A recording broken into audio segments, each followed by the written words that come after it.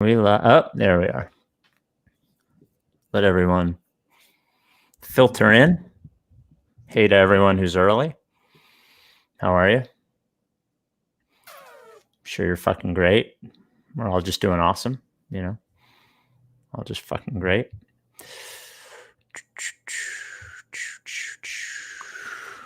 Give it a minute.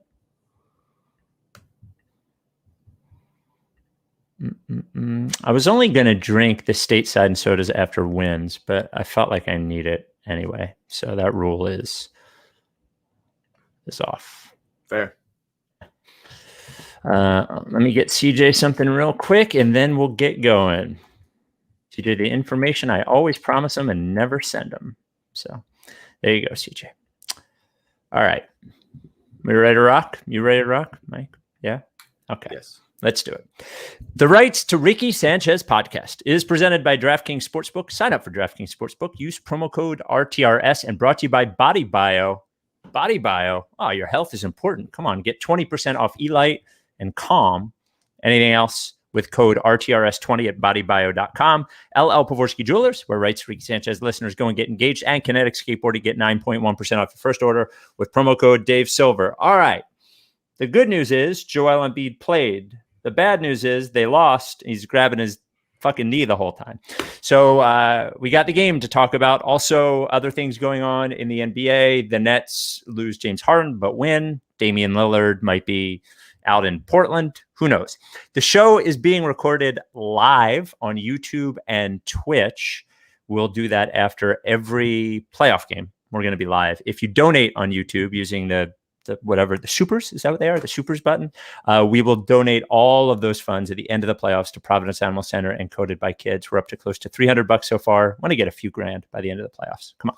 Without any further ado, Amos and the Chef.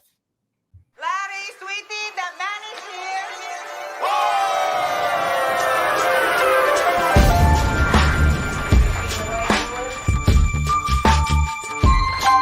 Say the name. I say the name. I say the name. We were right, y'all. We were right.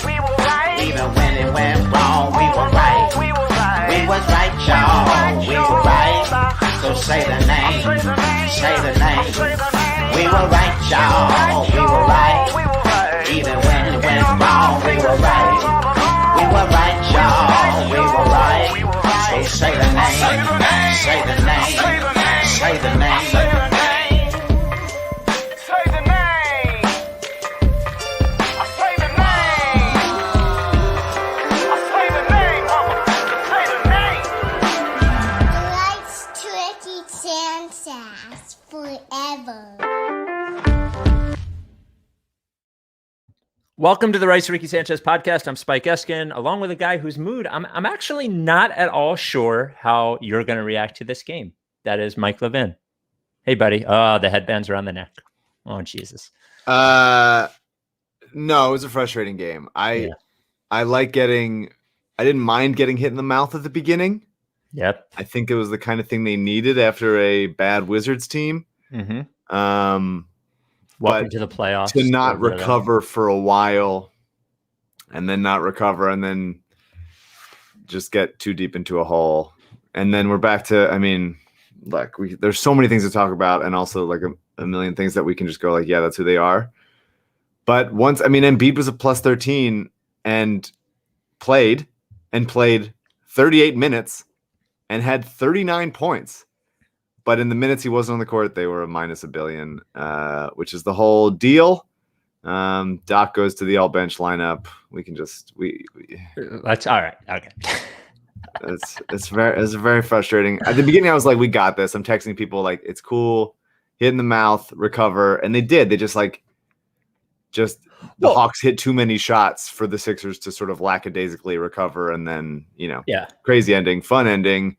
Hopefully good sign for the rest of the series ending. I think they're going to win in 5 or 6 still, but like we can't be wasting time. It just felt like a lot of wasting time. I go back and forth, right? On the Doc stuff. Because part of me wants to go, because I do this thing where obviously they have Danny Green on Trae Young at the beginning of the game, and he's just fucking getting roasted over and over and over and over and over again. Yeah, repeatedly. But then I think to myself, what would I say? I'm just going to be honest here. What would I say if this was Brett?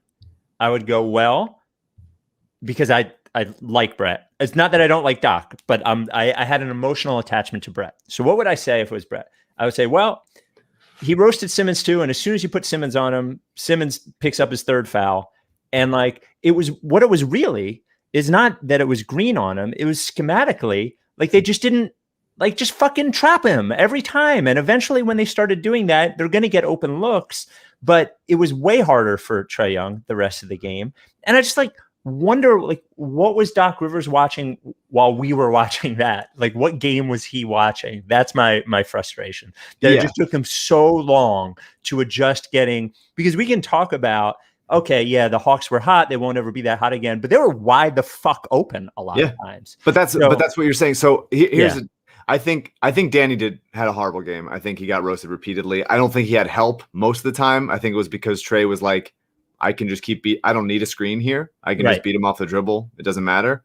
So you having to bring somebody over to double and get the ball out of his hands would have meant coming so far away that it's hard for the Sixers rotation to catch up with it. And I think that the Sixers didn't rotate well all night, and they got a bunch of easy looks out of it. Herder was open in the corner like every time. Totally. You know in addition to, or Solomon Hill, in addition to like them hitting a bunch of really tough shots. Like they hit the open shots, and they also hit like Trae from 40, Bogdanovich with the hand in his face, Gallo from forever, like just like tough things, like things that rimmed in and stuff. Like, but they are shot makers. You're talking about three guys that make shot. Like I'm not trying to be takey about it, but Bogdanovich, Trae Young, and Danilo Gallinari are going to hit tough shots. Like sure, but this also is the most threes that they've had in a game in a while. They average like 12 made threes per game, and they hit 20.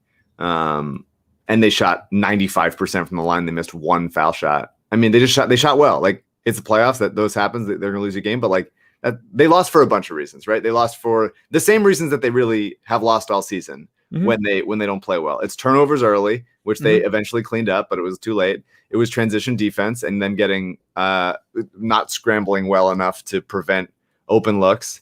It was the all bench lineup that Doc refuses to, or I guess he didn't play in the second half, but always goes back to, and getting their asses whipped from three because they were 20 of 47 and the Sixers were 10 of 29. And it's just like pretty simple shit. Like Embiid was incredible, but 3 is greater than 2. And when the Sixers aren't hitting enough threes or taking enough threes, and the Hawks are able to walk into open ones, they're going to lose. And it was just a really frustrating game. And it's frustrating that they then exerted so much effort to like buy it back and battle into the fourth and score 41 points in the fourth quarter of a playoff game, which is ridiculous. But they already just dug themselves too deep in a hole. And I mean, it's easy to look at it and go like, Doc going to an all bench lineup after being told all season, being asked all season, being pestered all season, and then even in the last round, like, are you always going to do this? Are you really always going to do this? Are you going to continue to always do this? Doc is fucking like Joe Manchin, like having to put out a press release saying like, I love all bench units. It's the other people's fault for why it's not succeeding. It's just like, dude, just adjust. Like, be ready for it. And too long he just didn't. And he made a bunch of mistakes in this game, I thought. I mean, the team didn't earn it. A lot of guys didn't play well. George Hill gave them absolutely nothing today, which is very abnormal from him. I don't think Maxey played well. Dwight didn't play well. But like it's tough when these guys, there's not like killers in the second unit that can just carry a team, especially when the only guy like Maxey can a little bit, but he's a rookie. And Shake can sometimes, but hasn't in like 2-3 months. Well, and so there's nobody out there that's really like run offense for, and it's just like stagnant and stupid. And there's not enough good defenders out there either because, Dwight is a statue most of the time. It's just bad. I'm sorry. You just can't, we got to be pre-adjusting. Like we got to know that this is happening, and they just didn't come prepared. Nobody did. Embiid played his ass off. I thought Simmons played really well, obviously, except for the free throw shooting. I thought Seth turned it on. I wasn't happy with the Tobias game, but it ended up numbers-wise, he looked pretty fine. Didn't pass the eye test, Tobias. I don't think it did either. He looked a little like timid and like playing on his heels. A lot of short A lot of short Yeah, rim. he's short. He like Left front front rimmed a rims. bunch, Yeah. a bunch, all of his threes basically. And Danny played like shit. But there were like a bunch of good things to take from it. I guess they're gonna win the series still. It's fine, but like it's the playoffs, and if we're gonna rush Embiid back, and I'm glad he's healthy, and I'm glad that they're just gonna manage his pain, and he looked good. But like you just can't. We can't do this. We can't waste time. Any game that Embiid plays now, and again they're gonna win the series, but any game Embiid plays now is a game that he might not be able to play in the next 2 rounds, and we just gotta take advantage of that shit. He's sort of like a relief pitcher at this point where like you feel like he has so many fastballs in his arm over the next week and you have to decide when you're using them. And they decided to use them now to get to the next round. Okay. So to go back to something that you mentioned about offensively and bench units and even starters, one of the biggest issues they have is that and Trae Young is really good, but his biggest negative is that he's one of the worst defensive players in the NBA. Yeah. The problem is the Sixers don't really have anybody offensively who is specifically suited to punishing him, specifically not in the starting lineup. You know, like Maxey can do it Shake Milton might have played his last fucking playoff minute today, but Milton can do it a little, not Milton, Maxey can do it a little bit with the second unit. They have trouble punishing them for that. That is, and then they make him run through screens, and he's just like wasn't. It was just Danny in the corner. It was Danny standing there in the corner doing nothing and just like waiting. But I'm saying that they don't even really have like a player that is going to make him run through a lot of screens, at least in the starting lineup. You know, I'm saying Danny should be setting screens and popping out for 3. Anything like there should be Doc and the assistant coaches need to scheme, which the Knicks didn't do in a great Michael Connor video. We saw how poorly. There were a bunch of things we could talk about in that video, but as far as defending Trae and also making him work on the offensive end, and he just didn't. They didn't make him work at all. Like I can't remember. There's maybe 1 or 2 plays I can remember all game where Trae Young was like defending the ball. Yeah, it just seemed like he was just like opting out, like he was on the sidelines. He was playing like auto QB. Just like every time he's just like I'm not allowed to defend, and they just didn't make him do it. And that's just like you got to do it. You got to find ways to do it. You got to scheme to it. And obviously Atlanta is trying to find ways so he doesn't have to do that, but you can't just let them play into their hands. And it's just Doc and you know, whoever he's covering, whether it's Danny or Matisse, it's their fault for not making him work. And they didn't. And then the other thing is you mentioned like Doc and the all bench lineups and all this shit, that this is the famous Doc thing. Like this is for all of his positives as a coach, his unwillingness to adjust. Like, dude, it's the fucking playoffs against a really good team. And did we play 12 players today? Like, what the fuck are we doing? Like, well, I don't mind. I mean, they played 11. I don't mind trying to get Shake in there in the second half just to be like something.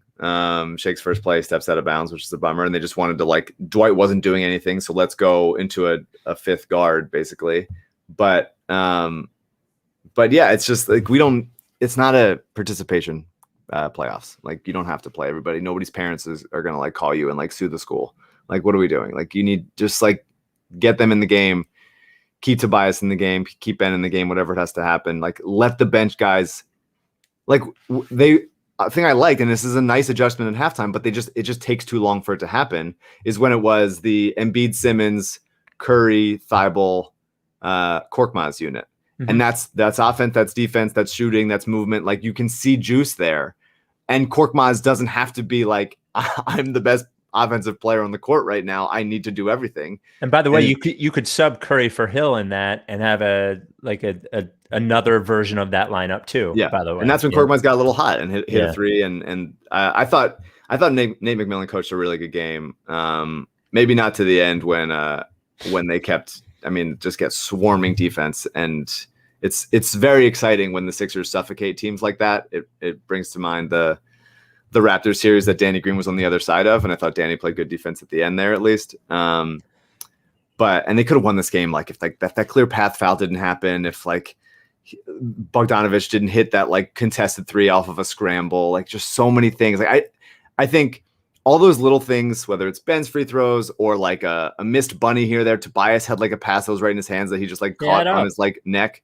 The like weird rim things, whether it was us rimming out or them rimming in, flubbing and turnover, shitty calls. I think the refs were pretty bad again.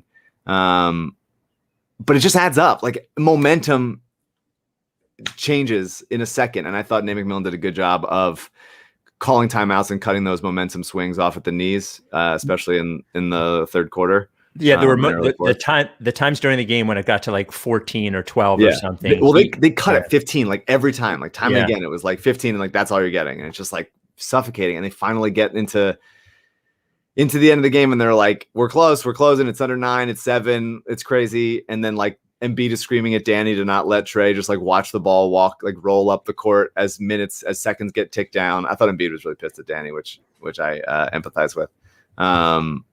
There were just so many things. Every little thing mattered. And you can look at the all bench unit or just missed pull up threes from Danny and Seth, or free throws, or, lackadaisical defense early on, or the turnover. You can look at all those things and go like, if they just clean up one of these things, they win this game, and they should have. And it's frustrating because Embiid played great, and we can't just waste that shit. So if you're watching on YouTube or Twitch or even Twitter, give us questions and we will answer them later. CJ will probably ask you to ask them again. CJ, you should take screenshots of the questions so we don't lose them. It's just all right, now we've criticized Doc enough. Now we're going to criticize CJ. Body Bio, Rights to Ricky Sanchez podcast is brought to you by Body Bio. This is Calm. I'm going to tell you about this in a second. Body Bio is a great company. They are local. When you hear about a supplement company, do you hear that they're like local? They're always some big, huge conglomerate. You don't even know where they come from, what they do. Body Bio is from fucking Jersey, right? And they are family owned, family operated, but they are legit. They care about science. They care about your health. And this year, you have learned more that your health is important than any year in history. I'm going to talk about like your anxiety, your focus. That's what Calm is, right? You need Calm during the playoffs. You definitely need this. Take the edge off. This takes the edge off. All natural stuff. No drugs in this stuff. No drugs. And it works. Amino acids, adaptogens.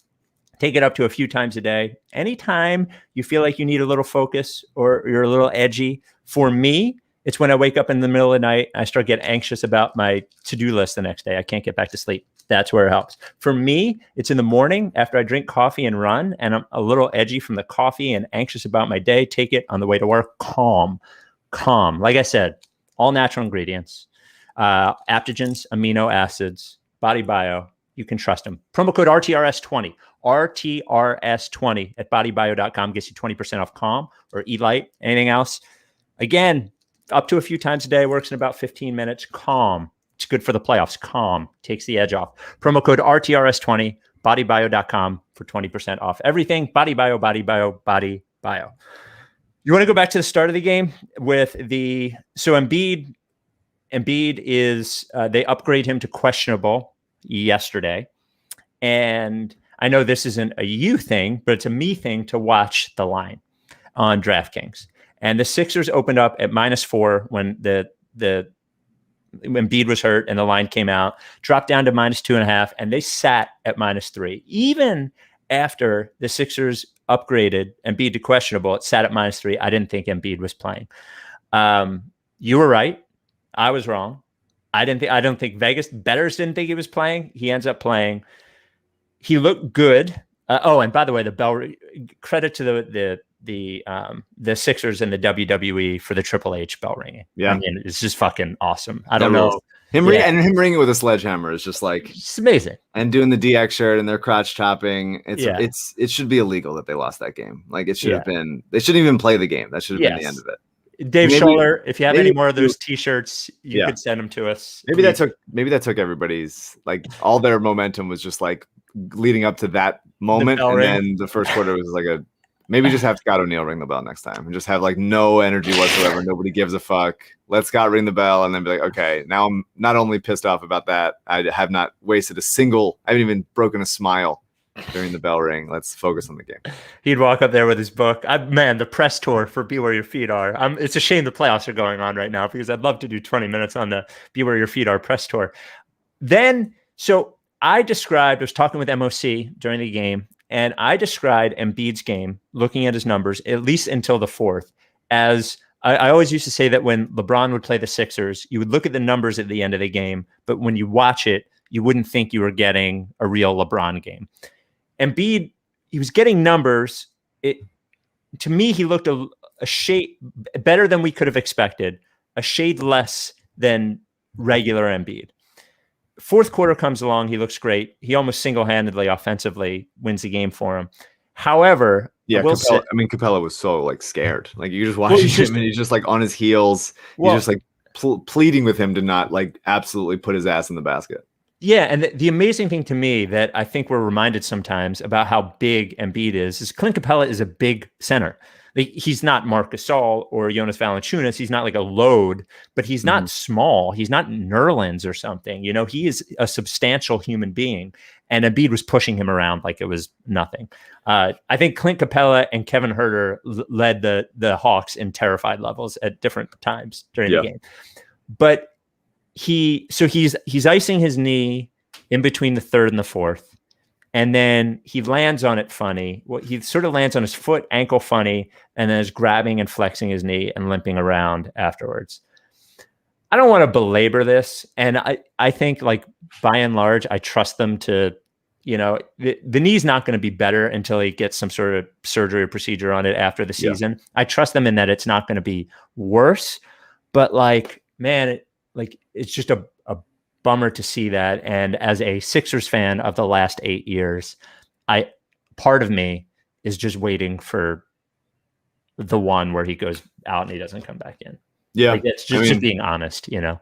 Sure, I mean that's the experience watching Embiid forever. Yeah, I love him. I love how badly he wants to play. It's the playoffs. Yeah, they're not going to do anything without him. I think if you start to get cute about, well, maybe we just sit him until we need him and then lose a game and then we bring him back in. And it's just like, I don't know. If he feels like playing and he feels like he can help the team, like you put him in there. And he has surgery or whatever he needs this offseason, and we go from there. I think it's just like, I don't think there's much else to talk about that. Like he's a grown man. He wants to play. Yeah. Oh, I'm not saying they should sit him. Like I was never in that camp. I just didn't think he would. I didn't think he would play. I would say that the most frustrating thing about this game is that they got a great Embiid game and they got a good Simmons game and they lost. And there haven't been a lot of times in the playoffs that we've seen them both that ends up being the case, right? It ends up being Ben, they figure out a way to do something to Ben, or Embiid is hurt and we don't get a great Embiid game, but we get a good game out of both of them and they lose it. And this is I would still bet on them to win the series if I had a bet. And I thought, and I think we mentioned on the last pod, I thought that the Hawks at some point would put a scare into the Sixers because of the offensively that they're so good. But during this game, this was the first time that I actually thought, could they maybe lose this series? And I would have put it at 15% before the series, maybe 10%. And I think I'm at like 25% now. Like, I think there's like a 25% chance they could lose the series. And that's much higher than it had ever been, you know. That's sort of where I am after this game. Yeah, I think they're going to win if Embiid's healthy. I don't think it'll be too difficult even. They just got to do what they do. I actually thought Ben played great defense on Trey, and the few times that they had him on there, I thought the refs gave him like bullshit ticky-tack fouls. He doesn't need to like get at him, by the way, at the half court line. Like I just don't think that's necessary. You pick your spots. Yeah. I like him doing that. I think when Trey gets a full head of steam and can walk into shots and feel like he's comfortable, then he's really good. Obviously he's good anyway, but I think Matisse and Ben both made Trey rush some shots a couple times, and he's not Steph in that way, where like he can take like a no air three in between like two guys and feel like it's going in. Like he needs space, and he's a little dude, and he doesn't elevate that much on it. So you need to crowd his airspace and stuff. And I think we don't need to talk about the refs, but like fuck refs in general. I hate them. I thought Ben was great. My only complaint with Ben is that he wasn't more aggressive the whole time. And the free throw shooting. The free throw shooting is what it is. I thought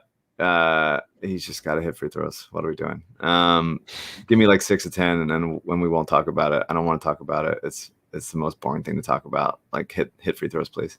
But other than that, I thought like he was so aggressive early. He had one like cutting the lane on a bucket and one fake DHO that he dribbled around and finished finished around Capella with the reverse. When he goes downhill, especially without DeAndre Hunter in the lineup, they don't have anybody to like body him. Like John Collins wants to jump and block everything, and he's not a good defensive player. And Ben is just like has more skill and savviness inside there, and I like that matchup. And so, but what happened is, I think he lost aggressiveness. I think Doc took him off the ball sometimes, whether it was Maxey or Tobias, or just giving the ball to Embiid every time, which I don't have a problem with for Embiid. But the Hawks started as the Sixers kept missing shots and sometimes passing up shots, whether it was Seth or Tobias.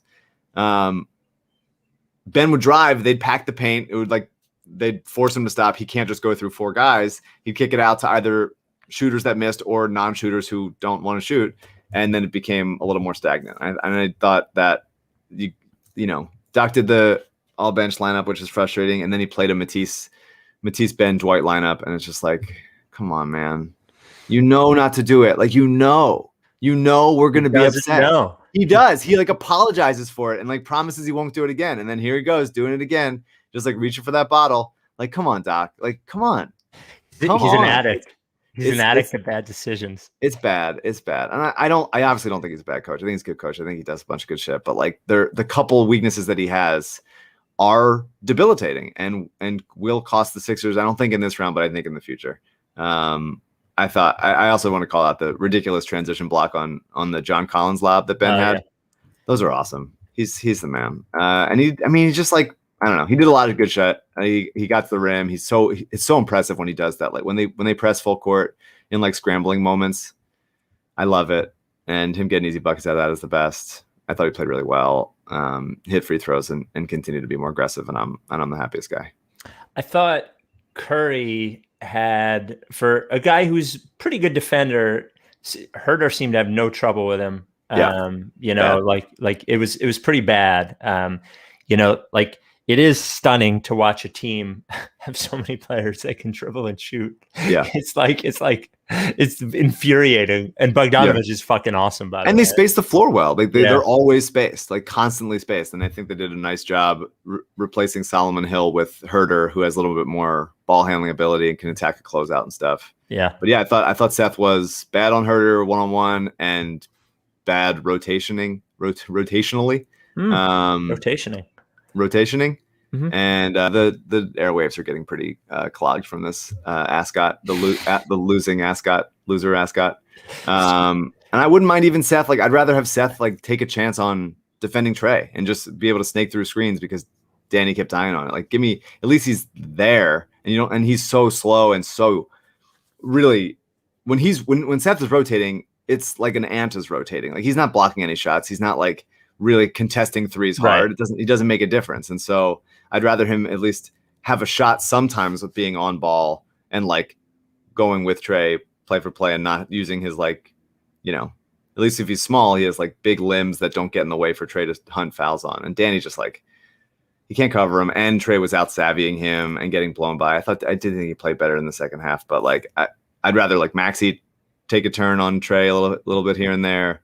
But yeah, Seth anyway was doing the same thing he always does, passing up somewhat open threes for contested floaters, which is frustrating. And when the Hawks are hitting threes, any Seth missed three felt like a stab in the chest. Yep. Because it's they're hitting everything, and here's the guy who's the best percentage-wise 3-point shooter of his generation, and any miss, it just feels like a 12-point negative. It's just so gutting when they're because the Sixers have guys that they double off him. It's not like it's Steph where he's never open and he always is taking tough threes. He has open looks and they have to go. It's the playoffs. He just has to make every one. If he misses one, I'll be pissed off. I just can't do it. But he had a big step back three to cut it to 7 late that he did push off on, which I appreciated. A big ball shot. And he's good. He's a plus. I think he led the team in plus minus today with plus 16. He's necessary out there, even with his, even if he played a bad game defensively. Give us your questions on YouTube or Twitch or Twitter. We'll get to them in a bit. And I want to talk about where Embiid's, limitations injury-wise will hurt the Sixers the most. It became obvious to me during the game. We'll get to that in a second. The Rights to Ricky Sanchez podcast is presented by LL Pavorsky Jewelers. Mike, we have a congratulations we have to send out to LL and his lovely wife, Karen, as they celebrate 30 years of marriage. Wow. Unbelievable, right? 30 years. Do you have a hot take about that with the sirens in the background? Not even couldn't even go there into a joke. I'll say to 30 more. To 30. Okay. LL Pavorsky Jewelers, 214 Rights to Ricky Sanchez listeners have gotten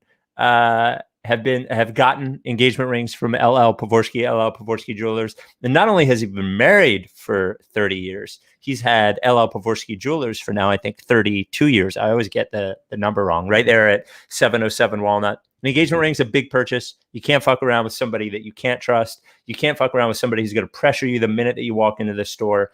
And any price that you're spending on an engagement ring, don't be intimidated. Oh, I got to spend, this much. Whatever you have to spend, LL will work with you and get you the very best solution. Just a genuinely good man selling great jewelry. 707 Walnut. By appointment only, 215-627-2252. Lee at llpavorsky.com. As I mentioned, 707 Walnut.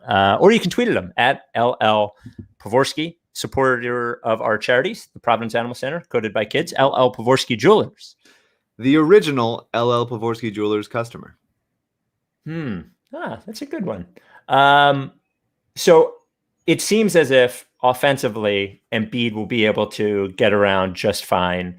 Defensively, this series will be tough for him. It was going to be tough for him anyway because he's big and because they run so many pick and rolls. But I would think that if the knee is limiting him anyway, it will be defensively, which will be tough for this series. It seemed like they got into the lane a lot. And what I noticed, and maybe I was just dreaming it, and he hasn't played competitive basketball in a week either. So, I'm sure he was a little, what's the word? Aerobically, he might not have been right where he was, but it seemed like he was a step behind in the lane where I would have imagined he would have been, and he wasn't there tonight. Yeah. I agree. I thought offensively he was excellent. Yes, it's amazing how good he looked. I think the Capella matchup is a good one for him right now, especially with the knee that he doesn't have to use. If it was like a Valanciunas or Gasol, he doesn't have to use his quickness to get past him. He can just use power and positioning and just like finesse, because he's so physically better off. And I thought he passed really well. I really did. I enjoyed this from an Embiid passing game. He had a couple turnovers, a few too many, but some just like loose with the ball, which I think is just rustiness. He had he found shooters on the opposite corner a lot. Was moving the ball well. Turned and didn't get surprised by any double teams, which I always appreciate. He saw him coming. And I thought there was he had that nice lob to Simmons behind the defense late. That was a huge play. As they're getting back in it, the reverse and one at the end of the half. He was so pumped. It feels so rude to make him play in a loss. Like it just shouldn't. Yeah. It shouldn't be allowed. Like he played too well for them to lose. Sort of like not as demonstratively unbelievable, but like sort of like Dame the other night in game 5 or 6 against Denver. Yeah. When he just like kept doing unbelievable stuff, and he's also like. Embiid to be that good and to be that savvy, like to force a cheap foul on Solomon Hill 75 feet from the basket before the half was just like one of those things. You're like, God, he's so good. And what's Solomon Hill doing there? He just forces people to, because he's a good ball handler too. And they're like, what are they going to take it from him? Like he knows what he's doing over there, and he's a very gifted player and a talented actor. And he should not be awarded a loss tonight. It shouldn't be allowed to count on his record. Well, it's just like he shows up every fucking time now. Like, and for, I know that's what you're expected to do, but it didn't always happen in the playoffs with him before. And we would always have the plus minus to point to, even if his numbers weren't good. But we knew, I think you knew, and I knew watching the games that like, there were just games where you just wanted more out of him. And I don't think we're going to see a game out of the playoffs where we're going to walk away saying, we could have had more out of Embiid, like he just, it sounds so dorky to say. I'm just so proud of how he stepped up this year and like the player that he's become, and just sort of realizing every piece of potential that anyone ever dreamed for him. And even fighting, I know it sounds this like tough guy shit, but like fighting through the knee thing to just come out and play and score 39 points anyway is unbelievable. You know, Yeah. we're lucky. And even just to dive, like it sucked that they called a clear path foul. That was the right call. Yeah, it was definitely the right call. But like him just like lunging at John Collins to get him to not do that. It's like this is just like the defense that they played at the end there was just so good. And it was mostly not Embiid. He was just mostly the back line. But you got to give it to those guys for like going all out. And it's like you almost wish. No, I think that the momentum and the confidence that you get from like rattling these guys, because they don't feel great about this probably. Like they all, Kevin Huerter's up there like, you know, sucking his thumb. Like I almost wish like, well, that's a lot of effort that they gave in the last like 6 minutes of the game for a loss, and Embiid like being totally gassed. But it was an impressive level of like suffocating defense. I love that they go offense defense with Matisse to come in there and help. And when offensively, it was like, we're scoring. Like, you don't have a choice. Like, we're scoring, and it's just a matter of if we're going to get the ball back from you or not. And if you're going to turn it over or force a timeout. They were out of timeouts. They got a 5-second call. Like, it was just like, this is the energy level. You can't obviously play with that level of energy the entire game, but you got to give me a little bit more of that early on so we don't have to be like, here's, you know, Embiid on oxygen late in the game because of how bad they're going after it. But it is what it is, I guess, and I'm upset about it. That seems. Wait a minute, hold on. That seems like a phrase that you would fucking hate. It is what it is. No, that's a phrase I don't mind. You all right with that one? Mm-hmm. All right. Some phrases and just jargon are like fitting. I just think it is what it is. Like that is true. The best ability is not, you know, whatever. Let's get to some questions. You can post them on YouTube, Twitch, Twitter. Do them now. The questions from the audience are brought to us by Kinetic Skateboarding. Get 9.1% off your first order with promo code Dave Silver. I saw some new Chuck Taylors they had that were spider webs that, man, if I was just 20 years younger, I would be wearing those Chuck Taylors with spider webs. But they have plenty of stuff. You know, someone mentioned in the chat a Ricky crew neck. I'm a crew neck guy now as far as sweatshirts go. We should do a Ricky crew neck and sell it at Kinetic. Anyway, Kinetic Skateboarding, 9.1% off your first order with the promo code Dave Silver. CJ, get us some questions, buddy. Yes. We got a 2-for-1 with William Hunter saying, do you start Maxey or Hill instead of Green? And then following them right up, we have Matt Lick. Should Matisse start over Danny Green? Any starting lineup adjustments? I wouldn't yet. I'm not. Who cares? I don't. It matters. I don't think it does. I don't think just as long as you don't just run the bench out for 7 minutes of 0 points at a time. Even at half, like obviously the starters came back and finished all positive, but at half the starters were a -6, like, and they were down 20, and it's just not that. I don't know. I don't care. I definitely would like to see some mixing it up. The occasional, like, I don't think Danny, like if Danny plays this bad again, then yeah, I think it's tough to find the balance of what is reactionary and what is like the right level. Because sometimes you just miss shots. Like Danny missed shots, and those pull-up threes that he missed are such, when they go in, they're like, they count for 20 points, and when they miss, they count for -10. And it's so heartbreaking when they don't go in. But he's also done plenty of, he's, for the most part of the last 3 months, he's been hot as hell, and he's super helpful. And Matisse out there would be like one more guy that Trey doesn't have to cover. Although I thought he'd cut nicely and could keep doing that if Trey falls asleep off ball the way that Westbrook did last series. And I like having Maxey out there as well for a little more offense. But I think you need Maxey on the bench units, like to really carry those, because nobody else is. So yeah, maybe you go George Hill for a little bit if they lose again, if they maybe do a halftime adjustment if you need, and put George Hill in there. But like, he wasn't doing anything. Like he's George Hill at this point, is a straight line driver and a spot shooter. Like there's not much else you're getting out of that offensively. Some quotes afterwards. These are courtesy of Tom West and Kyle Neubeck. Embiid on his knee. It feels all right. I got to keep managing it, doing my best, get as much treatment as I can, try to manage it so it doesn't swell up too much. The pain is going to be there. That's normal. It's all about managing it and doing whatever it takes to win. And then from Bodner, playing on a torn meniscus is not easy. The pain is going to be there, yada, yada, yada. My goal is to win a championship. I'm going to put my body on the line to make sure that happens. All right. Next question, CJ. We got this from Adam. $5 for Spike to say something nice about Ben's game today. Here we go. Well, the free throws he made look great. Oh, wow. What a backhanded little shit comment. I mean, they did. I mean, did you see? And I will say this one, the one that barely hit the front of the rim and then just went straight down. We did get the offensive rebound out of that and got an Embiid and one. So he was creating points. Does he get point creation? That's disgusting. He was great.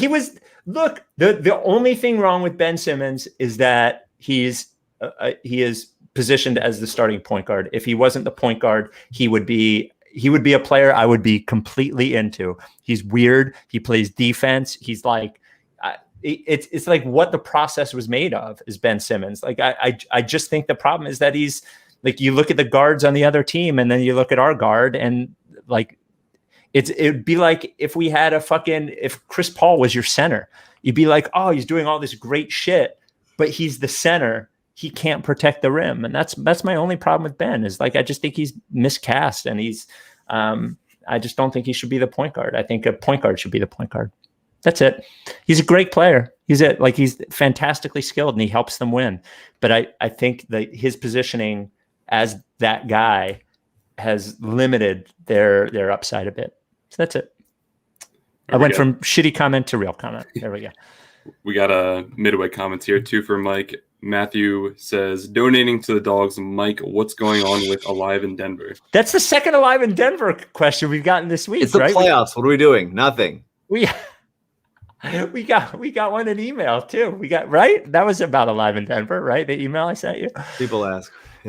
Whatever. It's in the upside down. Okay.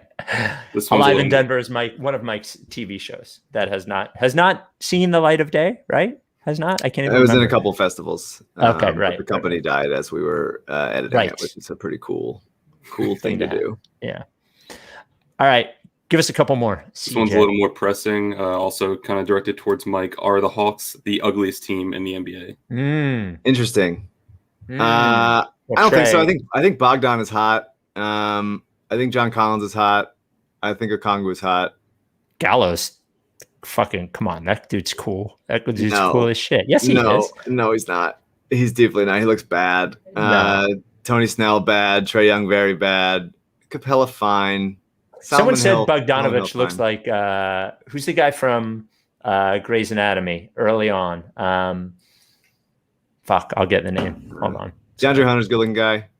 I don't know. I have to look at the nuts. I got to crunch the numbers to see how many good looking. Like how much do like average looking guys like weight? Is that what's better? Like 7 average looking guys or like 2 hot and like 5 ugly? Like I gotta work on the algorithm. What's my Raptor LeBron Rip'em score for how to weight these things?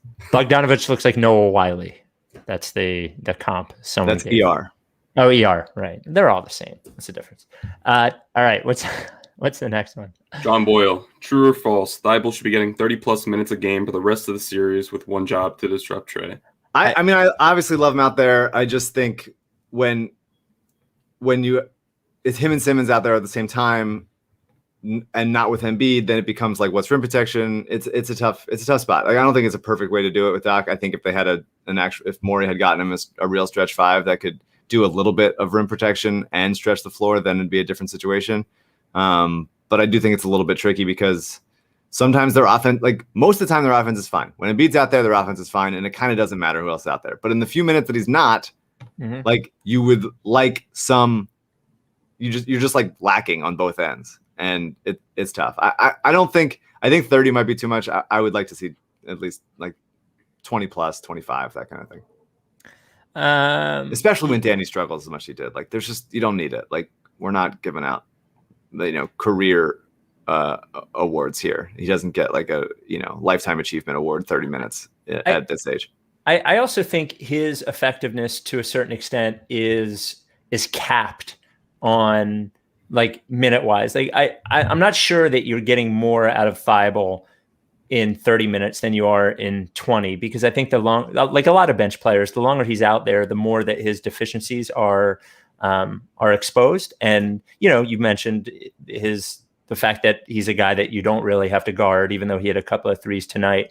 Yep. And I really think have him disrupt for 5 minutes. And yes, the longer you have him out there, the better chance you're going to get that disruptive time from him.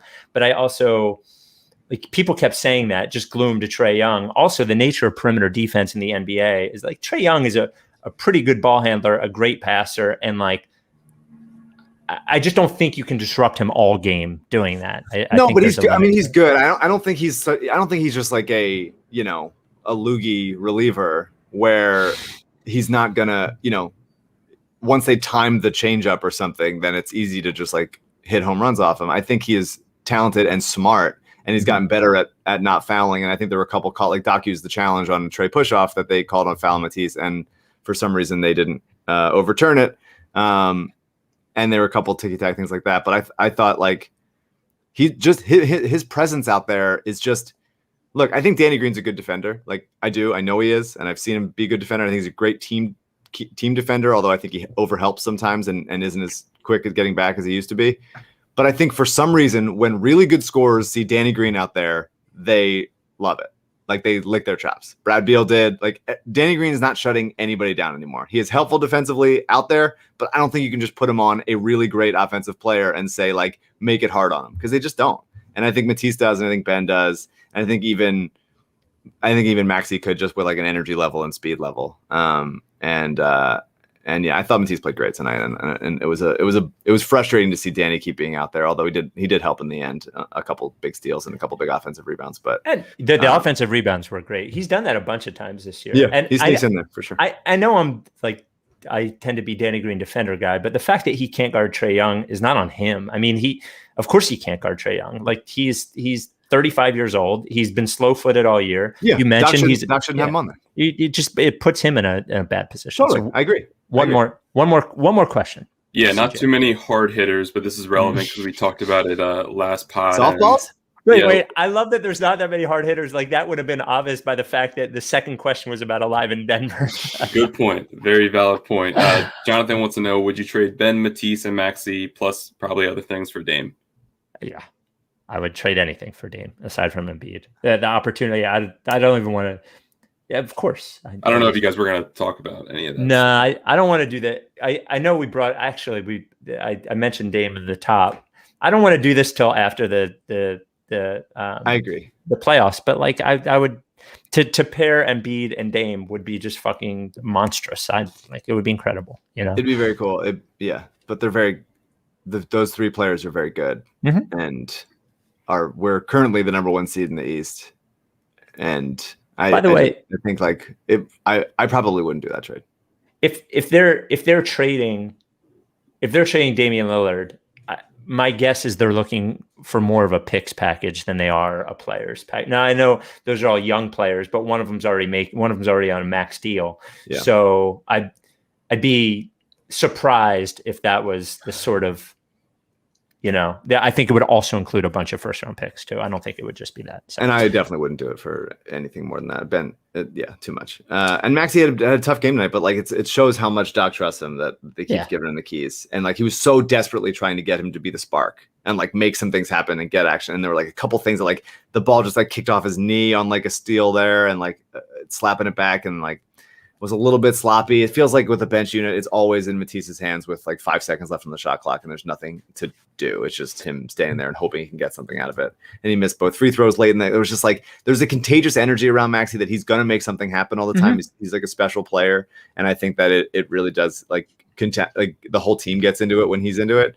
But I think you got to help him out a little bit and not just have him on him and nobody else units. If you're rooting for the other team, you're worried when Maxey's on the floor. I think, like if you're playing the Sixers and you're watching him and going, fuck. Like, I think that's the kind of guy that he is. Even when he has a bad game, I think he can make you worry. So thank you, CJ. Wanted to obviously a big thing. We talked about Dame already. That the two big things that happened since we podded last is the Lakers have been eliminated from the playoffs. Your Lakers, Alyssa's Lakers, have been eliminated from the playoffs, and the Nets won Game 1, but lost James Harden. I would guess at least for this series, given the nature of the injury and how it's affected him the rest of the season, maybe even the playoffs. Interestingly, the Nets odds weren't affected on DraftKings by the Harden injury. In fact, they got shorter after the win. Do you think they can win a title with just those two? I mean, I suppose they can. How much do you think it hurts? Yeah, they're good. They're a really good team. Yeah. And when Blake is as good as he was last night, they're really hard to beat. Man, he was playing possum for threes. Fucking 3 years. I mean, he physically, he for dunks sure. And all that. It's so unfair that he just got to go there and it cost them nothing to do it. It's a bummer. There should be some heavier cap hit than just zero or a minimum salary when you get bought out. It shouldn't be as easy as it is.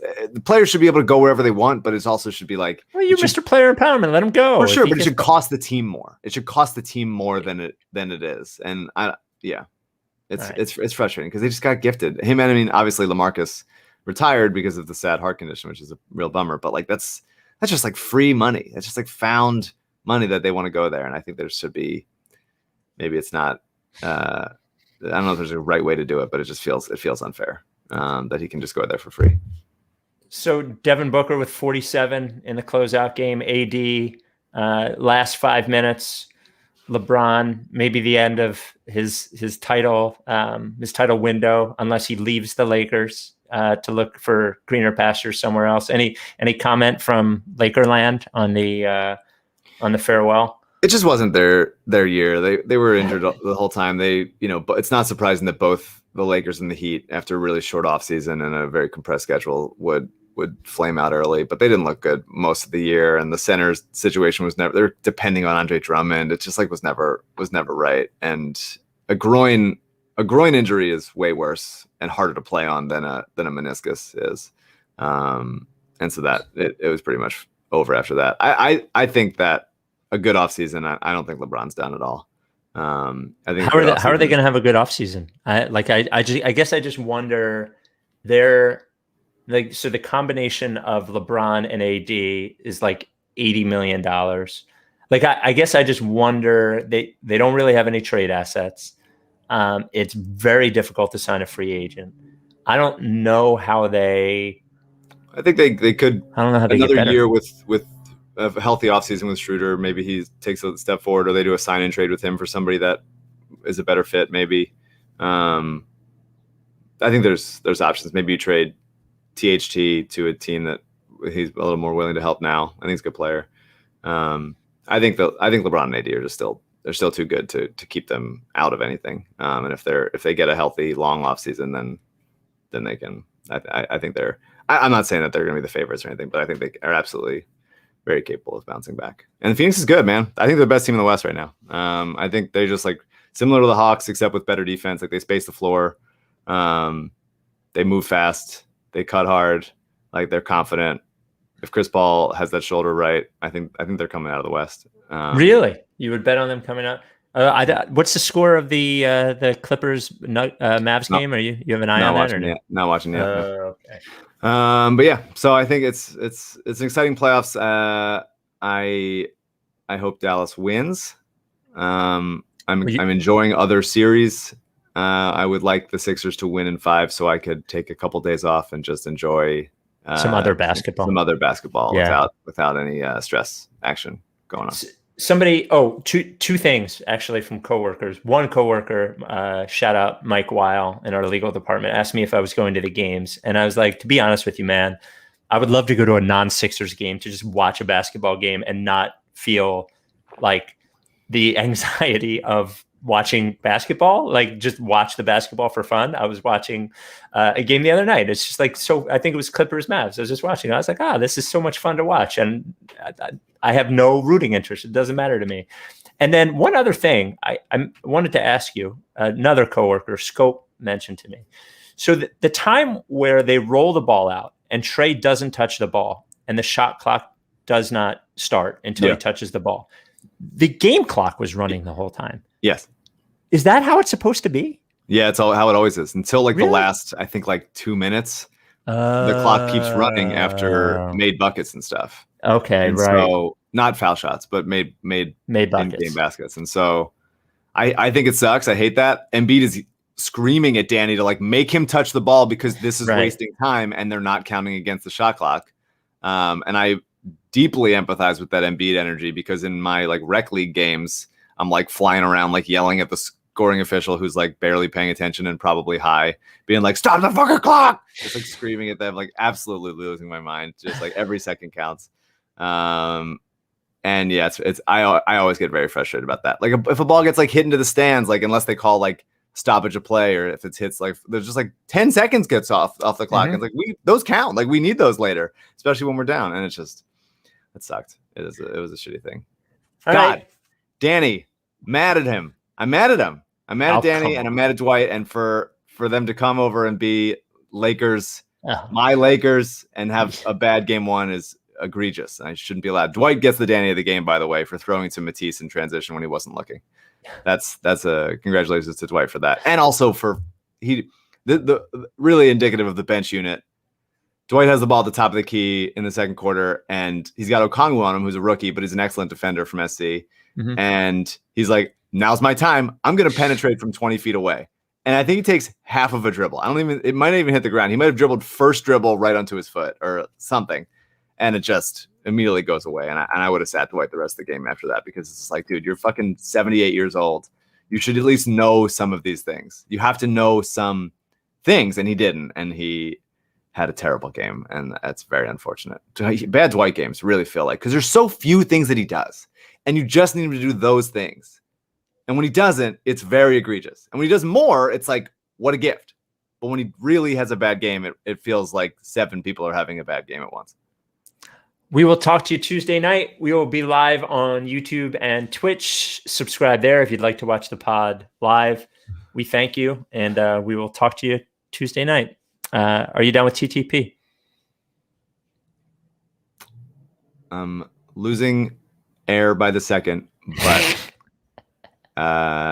yes, they're still going to win the series. And yes, I know lick face.